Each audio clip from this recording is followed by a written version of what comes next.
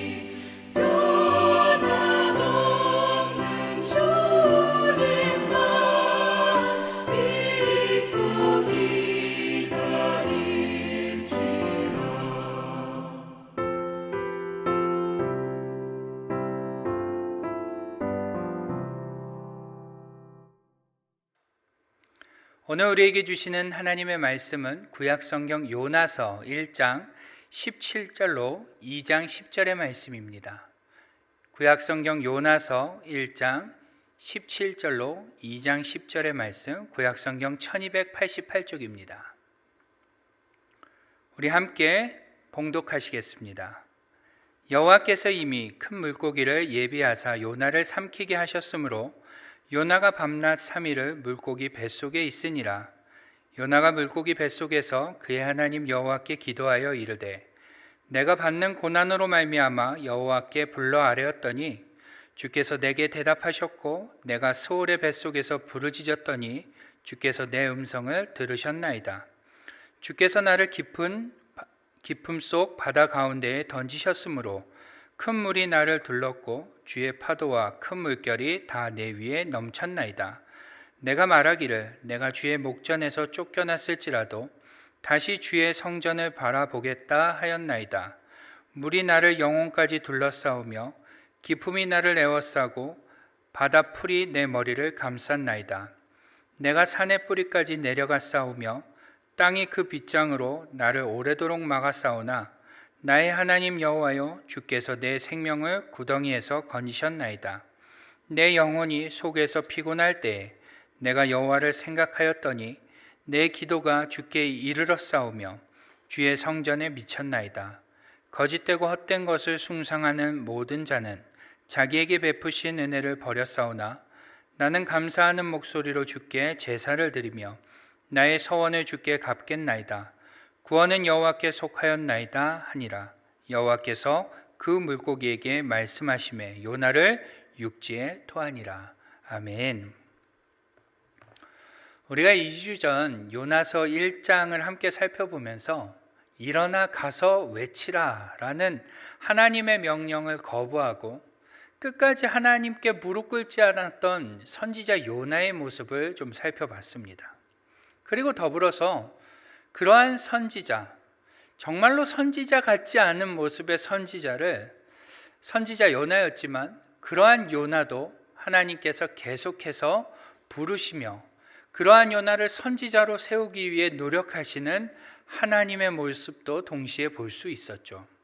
오늘은 그렇게 끝까지 하나님의 뜻대로 살려고 하지 않고 하나님의 뜻을 이룰 바에는 차라리 바다에 던져달라고 말했던 그 요나에게 놀라운 변화가 일어나는 것을 우리가 살펴볼 수 있는데요. 오늘 우리는 그의 변화의 장소가 되는 그 바다 속에서 요나에게 어떠한 일들이 일어났는지를 함께 살펴보면서 하나님 주시는 은혜를 함께 나누고자 합니다.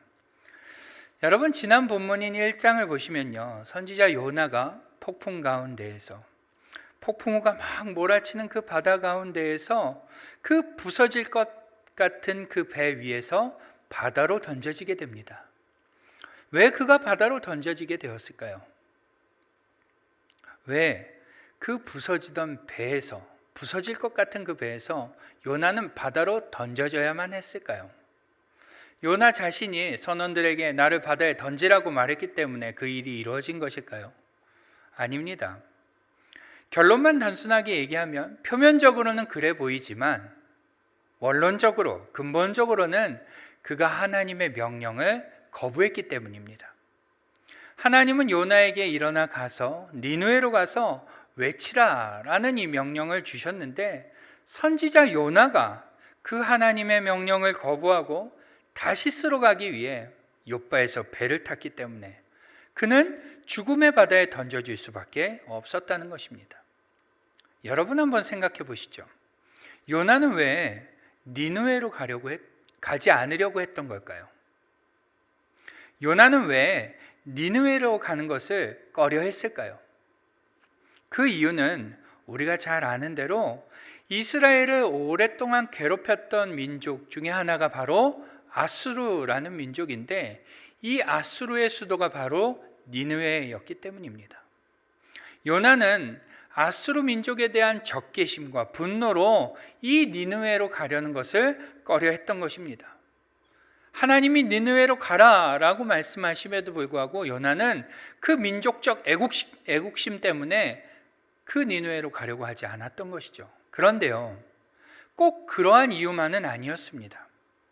단순히 민족적 애국심을 넘어서 요나는요, 요나서 1장 2절을 보시면 니느웨의 악독이 하나님께 상달되었으니 그곳에 가서 외치라 라는 이 하나님의 명령을 받게 되는데 이 하나님의 명령을 이해할 수 없었기 때문에 니느웨로 가려고 하지 않았던 것입니다. 무슨 말이냐? 니느웨가 악독하며 그 악독이 얼마나 큰지 하나님 앞에 상달될 정도로 그들이 그렇게 악한 민족인데 왜 하나님은 그들을 회개시키려고 하는가? 왜 하나님은 나를 그곳에 보내어 저들을 회개시키려고 하는가?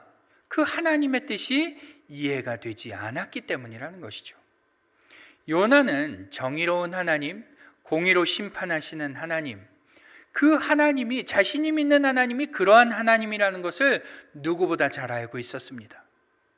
그랬기 때문에 니느웨, 그것도 악독이 가득 찬 그 니느웨 민족이 하나님 앞에 심판받는 것은 아주 당연한 일이라고 여겼던 것입니다. 심지어 자기가 그 니느웨로 가서 하나님의 말씀을 전했을 때 혹시라도 그 민족이 회개하고 돌아오게 되면 그 니느웨가 다시 강하게 될 텐데, 부강해질 텐데, 그렇게 되면 자신의 민족이 또 아수르에게 핍박을 받고 괴롭힘을 당할 것을 이 요나는 염려하였기 때문에, 이 요나는 민족적 애국심과 더불어 공의로운 하나님이, 심판하시는 하나님이, 정의를 추구하시는 하나님이 니느웨를 용서한다는 것을 이해할 수 없어서 니느웨로 가지 않으려 했다라는 것이죠. 그런데 여러분, 문제는요, 그렇게 하나님이 정의로우신 분이고 공의로우신 분이며 죄를 미워하시고 자신을 미워하는 민족, 자신을 미워하는 사람, 나라, 누구든 상관없이 하나님은 선과 악을 구분하셔서 심판하시는 하나님이라는 것을 누구보다 잘 알고 있던 그 선지자 요나가, 그것도 선지자로서 부름을 받은 그 요나가 정작 하나님의 뜻대로 하지 않고 하나님의 목적과 상관없이 하나님이 원하시는 방향과 정반대의 방향으로 그 걸음을 정했으니 그에게 어쩌면 죽음이라는 것은 당연한 일이었을지 모르겠습니다. 그는 다시스로 가는 배에서 하나님이 자신을 깨닫게 하기 위해 폭풍우를 주셨다는 것을 알았습니다. 그런데도 불구하고 그는 고의적으로 배 밑으로 내려갔죠. 그리고 심지어 그곳에서 영적 무반응을 보입니다. 심지어 선장과 선원들이 그 요나를 향해 일어나 가서 외치라 라는 이 하나님의 명령이 생각나도록 핀잔을 주기도 하고 이야기도 하지만 그는 애써 그것을 외면하며 끝까지 뭐라고 합니까? 자신을 차라리 바다에 던지라고 말하는 것을 우리는 볼 수 있었죠. 그는 끝까지 하나님의 명령을 들을 바에는 죽는 게 낫다고 고집을 부렸던 것입니다. 결국 그가 망해야 한다고 생각한 니느웨의 악독과 선지자 요나의 모습이 크게 다르지 않다는 것을 성경은 보여주고 있는 것입니다. 하나님께 악독이 상달되어 망해도 된다 라고 생각할 만한 그 니느웨의 모습과 선지자 요나의 모습이 크게 다르지 않다는 것이죠. 그랬기에 요나에게 남은 것은 바로 죽음뿐이었습니다. 여러분, 오늘 본문을 보시면 그렇게 죽음의 바다에 던져진 요나에게 어떠한 일이 일어납니까? 우리 한번 1장 17절과 2장 1절의 말씀을 같이 한번 읽어보도록 하겠습니다. 시작. 여호와께서 이미 큰 물고기를 예비하사 요나를 삼키게 하셨으므로 요나가 밤낮 3일을 물고기 뱃속에 있으니라. 요나가 물고기 뱃속에서 그의 하나님 여호와께 기도하여. 아멘.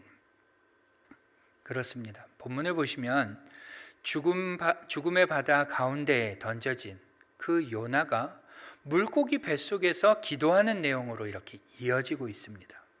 그러다 보니 우리는 쉽게 이 부분을 오해하기도 하죠. 요나가 배에서 던져졌을 때 큰 물고기가 마치 우리 집에서 기르는 강아지에게 간식을 던져주면 어떻게 하죠? 강아지가 공중에서 간식을 낚아채듯이 그렇게 요나를 삼켰겠다. 혹은 요나가 바다에 빠지자마자 물고기가 삼켰겠다, 이렇게 생각을 합니다. 그런데 여러분, 그렇지 않습니다. 요나는 분명 죽음 가운데 던져졌습니다. 본문을 한번 잘 보시기 바랍니다.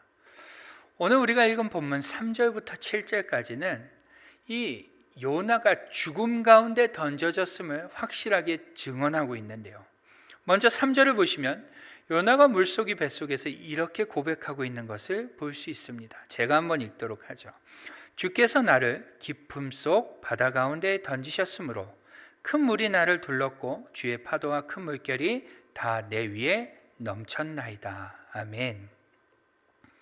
여러분, 요나는 지금 배에서 바다로 던져졌을 때를 회상하면서 뭐라고 말해요?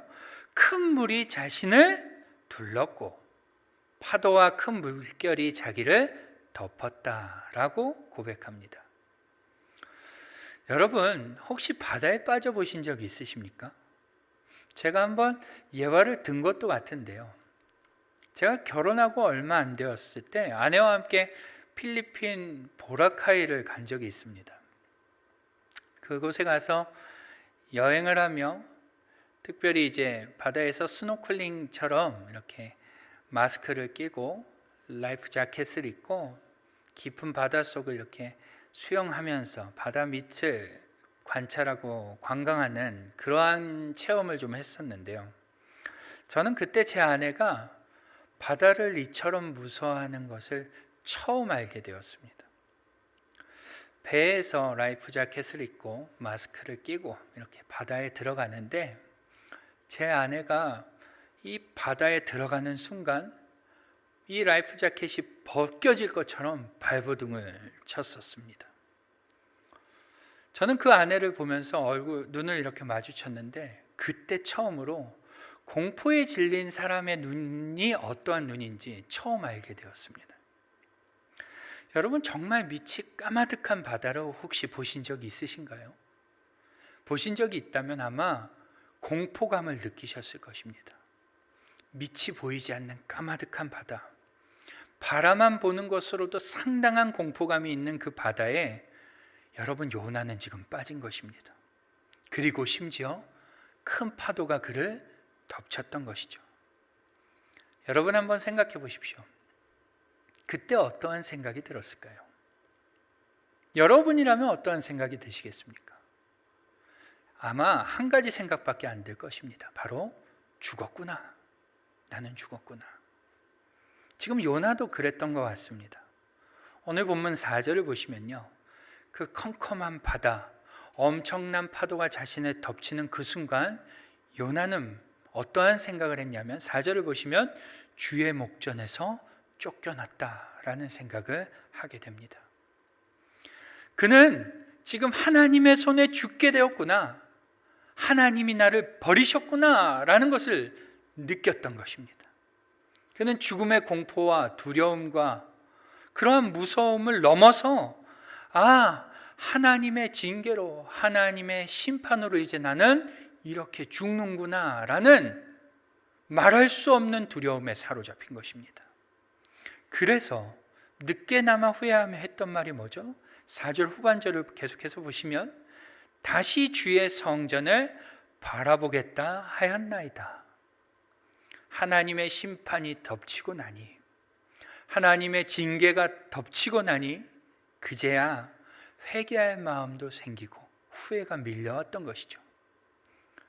그렇게 배 위에서 선원과 선장들이 네 하나님께 좀 외쳐라, 구해라 라고 말할 때는 들은 척도 않던 요나가 그 파도가 덮치고 깊은 물속에 빠지자 하나님께 돌아가야겠다라는 마음이 들었던 것입니다. 심지어 그렇게 요나는요, 점점 더 죽음의 문턱으로 가까이 가게 되는데 우리 5절과 6절 말씀도 한번 같이 읽어보겠습니다. 시작. 물이 나를 영혼까지 둘러싸우며 기품이 나를 에워싸고 바다풀이 내 머리를 감쌌나이다. 내가 산의 뿌리까지 내려가 싸우며 땅이 그 빗장으로 나를 오래도록 막았사오나. 아멘. 지금 요나가 어디까지 간 겁니까? 어두운 바다 그 밑바닥까지 가게 된 것입니다. 바다풀, 해조류들이 머리를 감싸고 목을 감는 상황. 산의 뿌리라고 표현하는데 산이 시작되는 그 바다 밑바닥까지 내려가게 된 것이었죠. 그리고 결국 요나는요, 7절을 보시면, 7절 상반절을 보시면 그때를 회상하며 이렇게 고백하는데요, 내 영혼이 내 속에서 피곤할 때에, 이렇게 고백합니다. 여러분, 이게 무슨 말일까요? 그 의미가 잘 와닿지 않으시죠? 새번역 성경에는 이 구절을 이렇게 번역하고 있습니다. 내 목숨이 힘없이 꺼져갈 때. 지금 요나는요, 정신이 아득해지고 곧 죽게 되었던 것입니다. 지금 요나의 상황이 그려지시죠?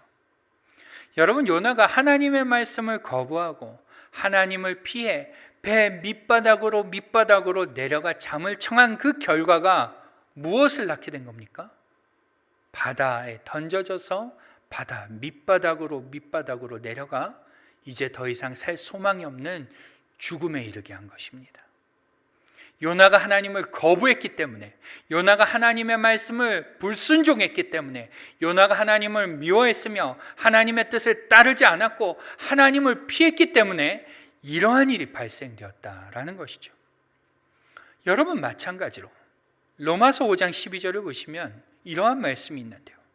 그러므로 한 사람으로 말미암아 죄가 세상에 들어오고 죄로 말미암아 사망이 들어왔나니 이와 같이 모든 사람이 죄를 지었으므로 사망이 모든 사람에게 이르렀느니라. 아멘. 지금 로마서의 말씀은 오늘 요나와 같이 한 사람의 죄로 인해서 사망이 들어오고 모든 인류가 그 사망 가운데 놓였다. 그 사망의 영향력 안에 놓이게 되었다라고 말하고 있는데요. 그 한 사람이 누굴까요? 우리가 잘 아는 아담입니다.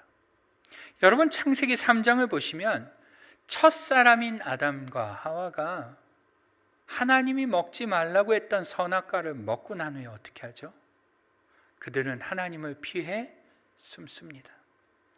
하나님의 소리를 듣고 숨었다라고 성경은 기록하고 있어요.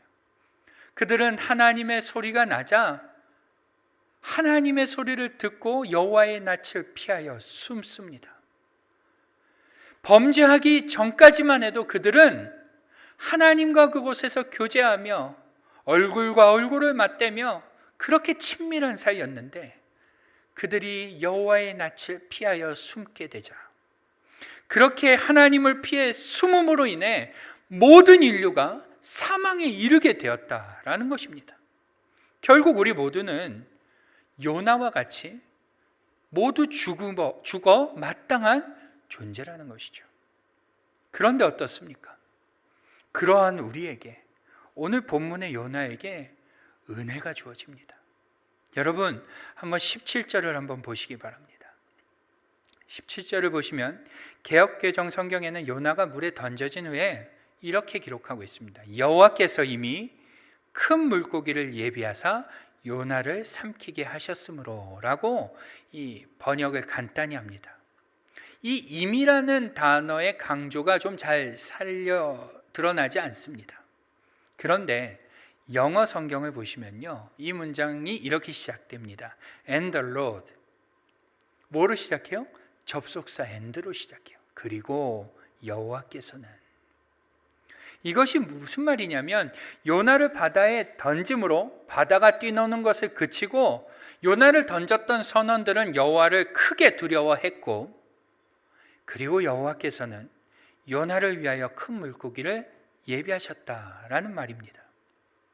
좀 더 쉽게 말하면 한마디로 선원들의 시간과 하나님의 시간을 동일하게 기록하고 있는 것입니다. 같은 시간으로 기록하고 있는 거예요. 선원들은 두려워하고 있을 때, 선원들은 요나를 던지고 바다가 잠잠해지는 것을 보며 두려워하고 있을 때 하나님께서는 그 시간에 하나님도 역시 일을 하고 계셨는데 어떠한 일을 하고 계셨다? 요나를 위하여 큰 물고기를 이미 예비하고 계셨다라는 것입니다. 요나가 바다에 빠져 회개하고 기도하고 하나님을 부르짖고 그래서 하나님이 긴급하게 큰 물고기를 예비하신 것이 아니라 요나가 던져질 때, 던져지기 이미 이전에 하나님은 큰 물고기를 예비하사 요나를 살리려고 하셨다라는 것이죠. 애초부터 하나님은 이 범죄한 요나, 하나님의 뜻과 상관없이 반대로 행하는 이 요나, 그 요나를 죽이고자 하는 마음이 없으셨다라는 것입니다. 우리가 볼 때는 요나는 죽어 마땅한 존재인데 니느웨가 멸망하는 것이 당연하듯 선지자 요나가 하나님께 심판받는 것은 당연한 것인데 하나님은 그러한 그를 죽이는 것 대신 그를 새롭게 변화시키는 방법을 택하셨고 그 요나에게 죽음과 같은 그 시간을 통하여 하나님이 원하시는 모습을 그에게 나타나도록 하나님이 계획하셨다라는 것입니다. 그래서 이 모든 일이 하나님의 계획인 것을 요나도 뒤늦게 알게 되는데요. 요나의 고백처럼 3절을 보시면 뭐라고 해요? 하나님은 요나를 깊은 바다 가운데 던지신 것입니다. 그리고 6절 후반절과 같이 이 요나를 적당한 때에 하나님이 구덩이에서 건져내시듯 그렇게 건져내신 것이죠. 그리고 10절에서와 같이 그러한 그를 변화시켜 3일 만에 육지로 토해내게 하신 것입니다. 하나님은 이 일련의 과정들을 통해서 죽어 마땅한 요나지만 죽어도 하나도 아깝지 않고 죽어도 하나도 하나님께 하등의 문제가 생기지 않지만 그러한 요나를 죽이는 것 대신에 새롭게 변화시키기로 작정하시고 그 일을 이루셨다는 것입니다. 여러분, 우리도 마찬가지입니다. 하나님을 떠나 하나님을 싫어하고 미워하며 하나님을 피해 사는 우리를 하나님은 얼마든지 버려도 상관없으십니다. 하나님은 온 인류를 멸절시키셔도 조금의 문제가 없으십니다. 그런데 그렇게 버려도 그만인 우리를 하나님께서는 우리를 버리는 것 대신 무엇을 계획하신 것입니까? 독생자 아들 예수 그리스도를 우리를 위해 버리시기로 작정하셨다는 것입니다. 이미 아담과 하와가 하나님의 낯을 피해 숨어버리는 그때 네가 어디 있느냐 부르셔도 그들이 여호와의 낯을 피해 숨어버리는 그때에 하나님은 이미 작정하신 것입니다. 인간을 위하여, 사람들을 위하여 내 독생자 예수를 죽여야겠다. 하나님은 우리를 위해 당신의 귀하신 독생자 예수 그리스도를 희생시키기로 결단하신 것이죠. 하나님께서는 그렇게 우리를 위해 예수 그리스도를 죽이심으로 우리를 새롭게 변화시키는 쪽으로, 새롭게 변화시키는 방향으로 결정하시고 그 일을 이루신 것입니다. 그래서 여러분, 신약 마태복음 12장과 16장을 보시면 바리새인과 사두개인들이 예수님을 시험하면서 예수님께 나와 묻습니다. 하늘로부터 오는 표적을 우리에게 보여달라. 그때 여러분, 예수님이 뭐라고 말씀하신지 아십니까? 마태복음 12장 39절을 보시면 이렇게 말씀하십니다. 예수께서 대답하여 이르시되 악하고 음란한 세대가 표적을 구하나 선지자 요나의 표적밖에는 보일 표적이 없느니라. 아멘. 그렇습니다. 예수님은 요나의 표적밖에는 보여줄 것이 없다라고 말씀하십니다. 죽어 마땅한 요나, 죽음 가운데 있었던 그 요나가 하나님의 은혜로 살아난 것 같이 내가 너희에게 보여줄 표적이라는 것은 죽어 마땅한 죄인들이 하나님의 은혜로 살게 되는 그 십자가의 표적밖에는 없다라고 말씀하시는 것입니다. 그런데 여러분, 문제는요, 우리는 이러한 하나님의 은혜를 기억하며 하나님의 은혜에 반응해야 되는데 그렇게 하기보다는 어떻게 합니까? 예수님께 나왔던 바리새인과 서기관들 같이 대단한 표적이 우리의 삶에 있기만을 기대합니다. 우리는 이 하나님이 베푸신 은혜, 하나님이 예수 그리스도 십자가 사건을 통하여 우리에게 이루고자 하시는 일이 무엇인지 그것을 생각하며 그 일을 위하여 살아야 하는데 우리는 그러기보다는 그런 것에는 관심이 전혀 없고 그저 예수님을 통하여 우리의 삶에 기적과 또 같은 일들이 일어나기만을 바란다는 것이죠. 우리는 나라고 하는 죽을 수밖에 없는 사람을 십자가 희생으로 구원하신 그 예수 그리스도보다 물로 포도주를 만드신 예수님, 보지 못하는 자를 보게 만드신 예수님, 죽은 나사로를 살리신 예수님, 기적을 베푸시는 그 예수님을 더욱더 선호하며 환호한다는 것입니다. 왜 그럴까요? 왜 우리는 하나님이 예수님을, 독생자 예수를 우리를 위해 십자가에 달려 죽게 하신 그 의미를 바라보지 못하고 그 사건의 깊은 의미를 묵상하지 못하고 그 의미를 따라 살지 못하고 왜 그저 기적의 예수님, 기적을 베푸시는 하나님만을 바라보는 걸까요? 아마도 우리는 고통 앞에서 무기력한 존재이기 때문이 아닐까 생각됩니다. 우리는 누구나 종종 고통 앞에서, 고난 앞에서 무기력한 자신을 발견하곤 합니다.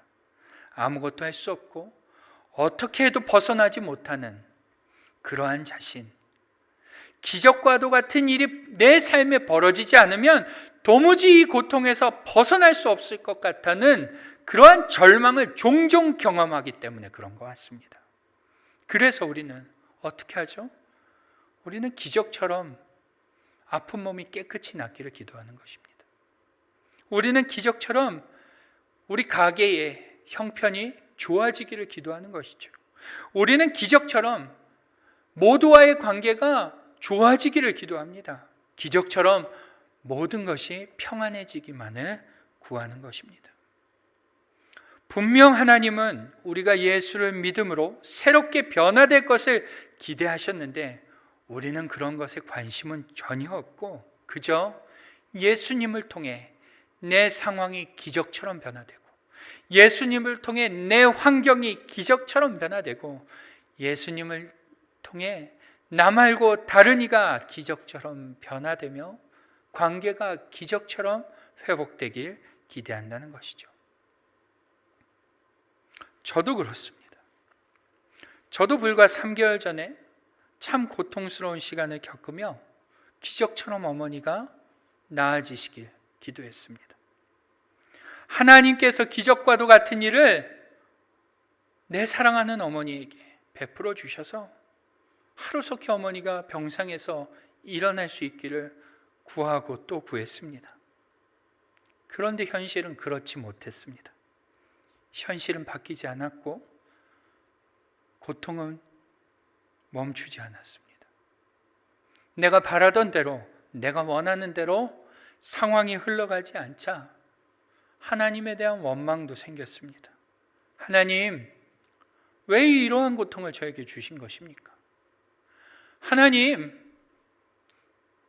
엄마가 얼마나 하나님 앞에서 성실하게 살았는데 왜 저의 어머니가 저러한 고통으로 당하셔야 합니까? 하나님, 왜 아무리 기도해도 이 고통에, 문제에 간섭하지 않으십니까? 하나님께 따져 묻기도 했습니다.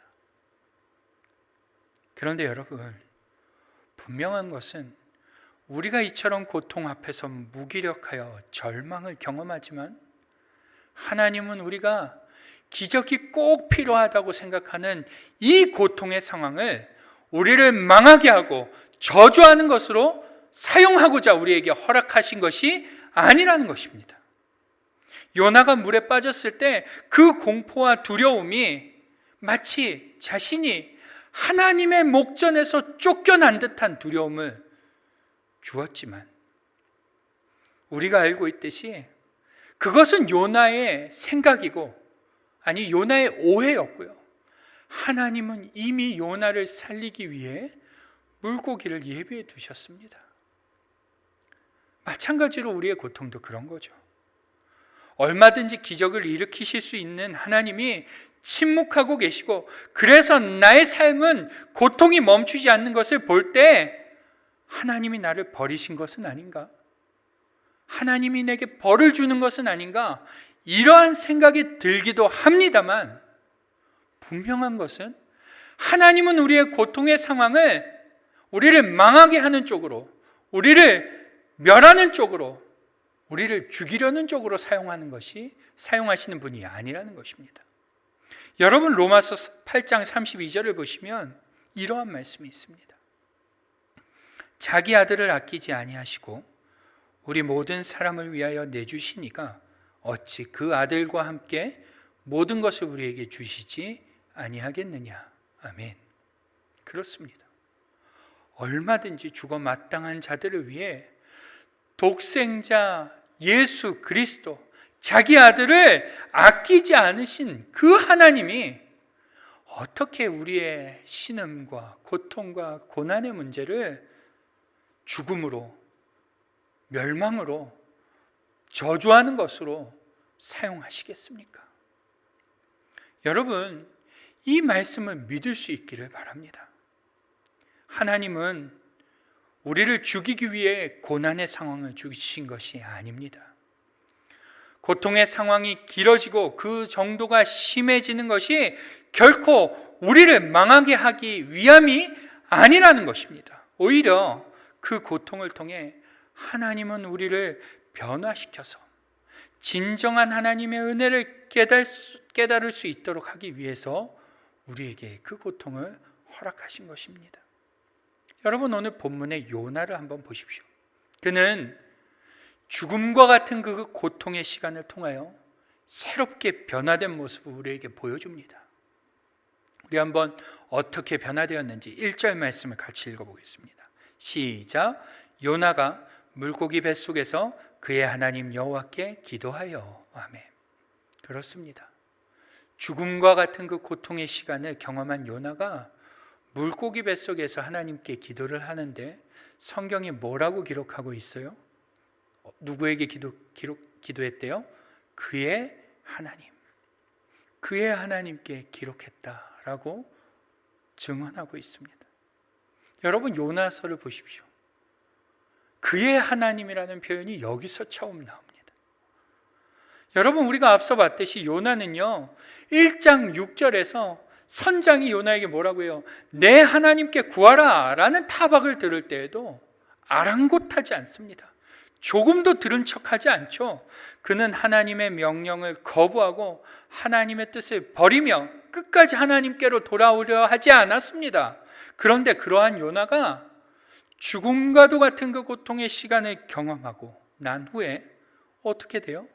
하나님을 자신의 하나님이라고 고백한다는 것입니다. 그뿐만이 아니에요. 두 번째, 이 요나가 죽음과도 같은 그 고통의 시간을 겪은 후에 어떻게 변화되었습니까? 무엇이 변화됐죠? 1절 후반절을 한번 보십시오. 요나가 무엇을 합니까?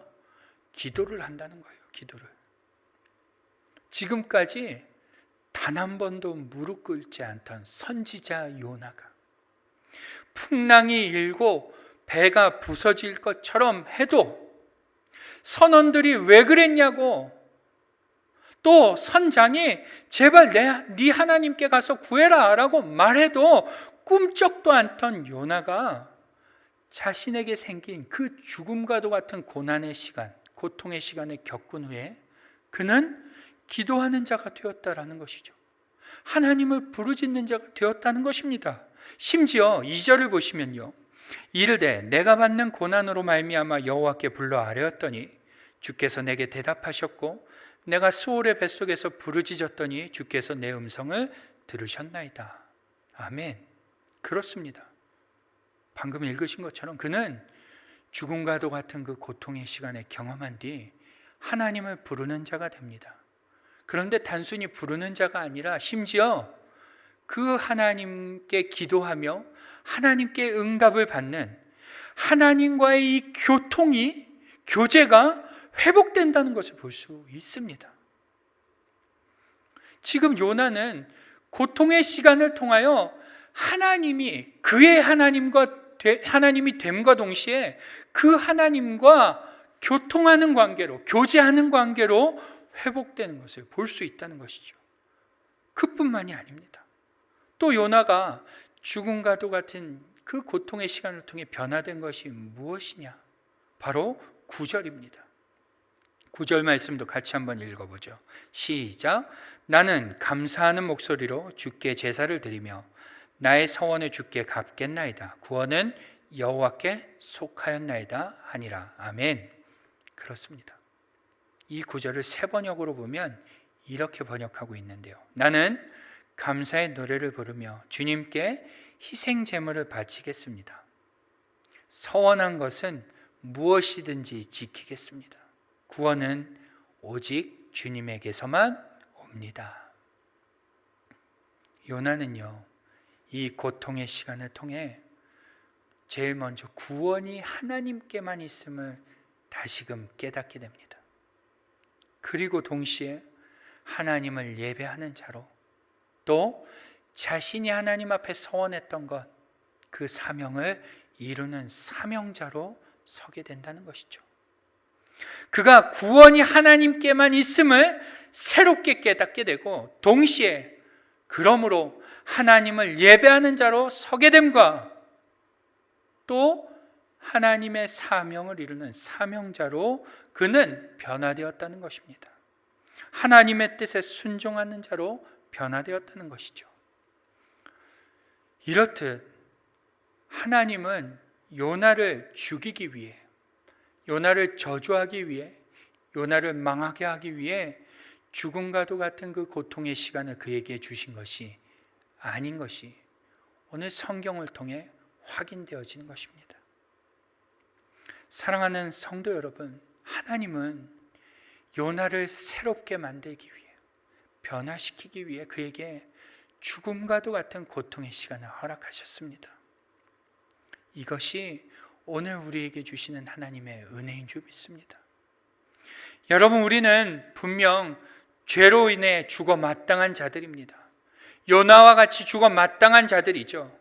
그런데 그러한 우리를 죽음에 내버려둬도 전혀 문제가 없으신 하나님께서 우리를 죽이지 않으시고 예수 그리스도, 독생자 예수 그리스도의 죽음을 통하여 우리를 새롭게 변하도록, 새롭게 바뀌도록 하셨다는 것입니다.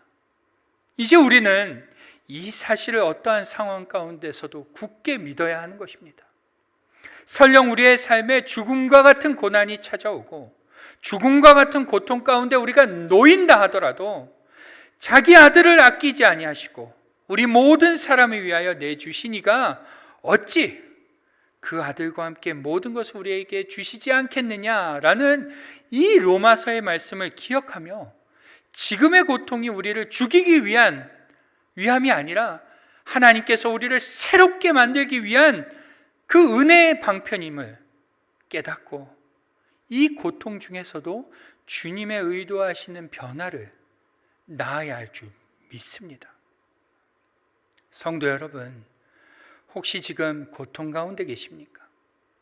어쩌면 하나님은 여러분의 그 고통을 통하여 여러분의 하나님이 되기를 기다리고 계실지 모릅니다.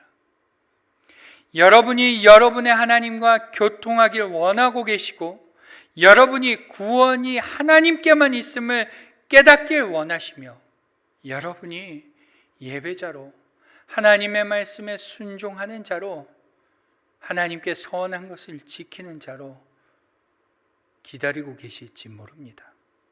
여러분, 분명 하나님은 고통 가운데 여러분의 살 길을, 우리의 살 길을 이미 예비해 두셨습니다.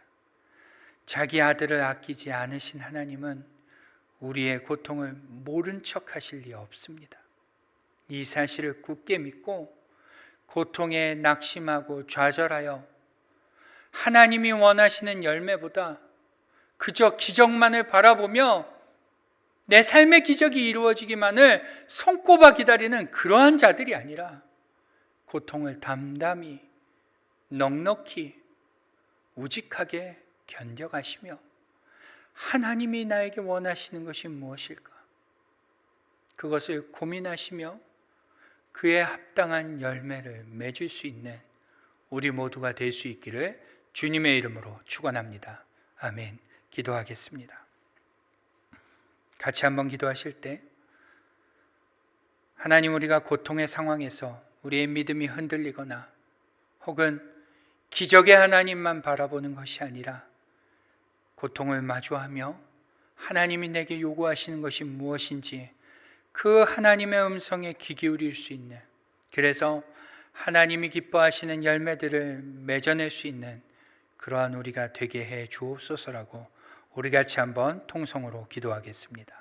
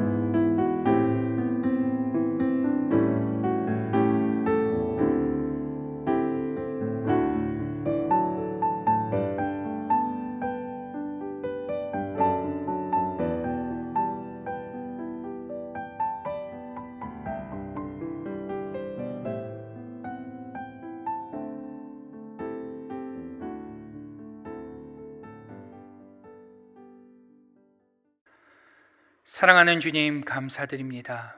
하나님, 우리가 요나와 같이 죽어 마땅한 존재임을 고백합니다. 우리는 죽어 마땅한 존재이며 하나님의 은혜가 없이는 살 수 없는 존재임을 주님 고백합니다. 하나님, 이러한 우리에게 독생자 예수 그리스도를 주셨고 또 이러한 우리를 새롭게 변화시키고자 그의 아들 예수 그리스도를 죽이시고 부활하심으로 우리에게 새로움을 허락해 주신 주님, 오늘 우리가 그 주님의 뜻을 헤아리며 우리의 고통의 상황을 마주할 수 있게 하여 주옵소서. 고통의 상황 가운데 그저 하나님의 기적만을 바라보는 자들이 아니라 고통의 상황 가운데서 묵묵히 하나님께서 내게 요구하시는 것이 무엇인지 기도하며 고민하며 또한 그에 합당한 열매들을 맺어낼 수 있는 우리의 삶이 되도록 주님 은혜를 더하여 주옵소서. 하나님, 혹시 우리 지체들 가운데 아픔 가운데 있는 자들이 있습니까? 고통 가운데 놓인 자들이 있습니까? 고난 가운데 놓인 자들이 있습니까? 이미 길을 예비하신 하나님이심을 저들이 굳게 믿을 수 있게 하여 주시고 하나님께서 요구하시는 그 아름다운 열매들을 잘 맺을 수 있도록 우리 사랑하는 지체들을 든든히 붙잡아 주옵소서. 견고히 붙잡아 주옵소서. 흔들리지 않게 하여 주옵소서. 주께서 그렇게 역사하실 것을 기대하오며 우리 주 예수님의 이름으로 기도드립니다. 아멘. 다 함께 찬송하시겠습니다. 찬송가 369장입니다.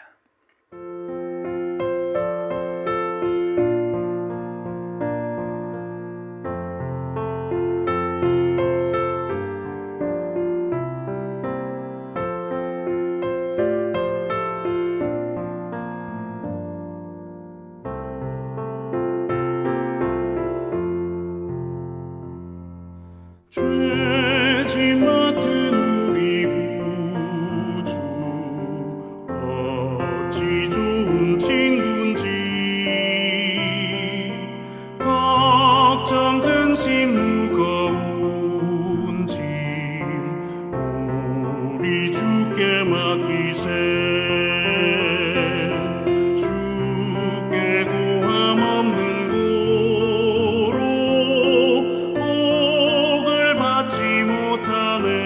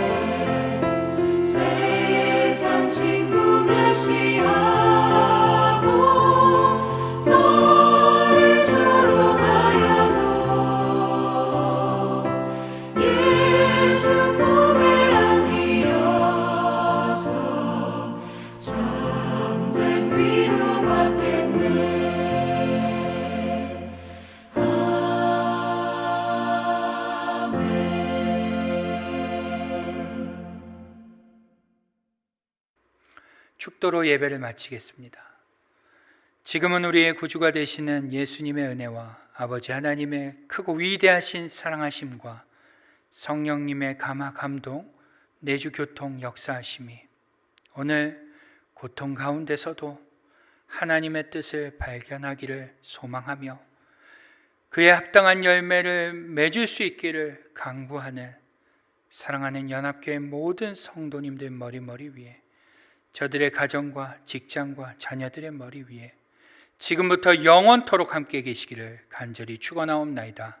아멘.